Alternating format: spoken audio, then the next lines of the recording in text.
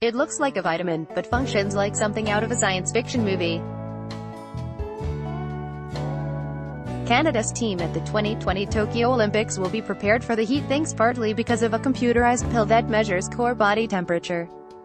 Canadian race walker Evan Dunphy, from Richmond, BC, is among members of Canada's team at the 2020 Tokyo Olympics trialling a computerized pill that measures core body temperature. Ryan Remy-Ors, the Canadian press, developed by French-based Bodycap. The pill, which is not reusable, costs about $70. We can take someone like Evan Dunphy, a race walker, have him swallow the little pill, do a full 4-hour workout, and then come back and download the whole thing, so we get from data core temperature every 30 seconds through that whole workout, said Trent Stellingwerff, a sports scientist who works with Canada's Olympic athletes. The two biggest factors of core temperature are obviously the outdoor humidex, heat and humidity, but also exercise intensity. Article continued below. Bluetooth technology allows Stellingwerff to gather immediate data with a handheld device. Think a tricorder in Star Trek.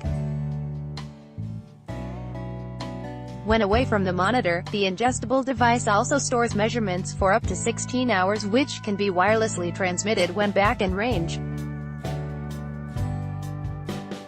Dunphy, who was fourth at the 2016 Rio Olympics, will be among a handful of Canadian athletes who will test out the technology at the NACAC Track and Field Championships August 10 to 12 in Toronto. That pill is going to change the way that we understand how the body responds to heat, because we just get so much information that wasn't possible before, Dunphy said. Swallow a pill after the race or after the training session. Trent will come up and just hold the phone to your stomach and download all the information. It's pretty crazy. Dunphy and Stellingwerff said the pill will enable them to learn what core temperature endurance athletes can race at before their bodies begin to shut down. They can then plan their race pace accordingly. It's, okay, we've done the heat profiling on you, so if it's 40 Celsius and 90% humidity in Tokyo, this is probably the pace you should think about for the first half of the race. If it's 30 Celsius, okay, we can be a bit more aggressive and you can probably go at this kind of a pace, Stellingwerff said. It's a bit of science, it's informed, but it's still a bit of art. Potential soaring temperatures have been the talk of Olympic organizers in Tokyo, after a record heat wave last month in Japan was blamed for 116 deaths.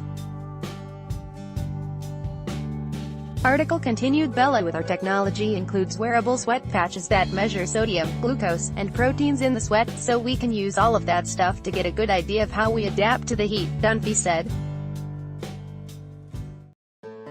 Stellingwerff said preparing for the heat in Tokyo will be even more important for Paralympic athletes, as spinal cord injuries inhibit the ability to sweat. If you can't sweat, you can't dissipate heat. If you can't dissipate heat,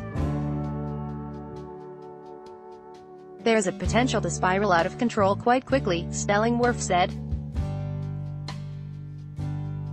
Best weapon for handling the heat is acclimation, said Stellingwerff, and so most Canadian athletes will fly to Japan a couple of weeks ahead of their event.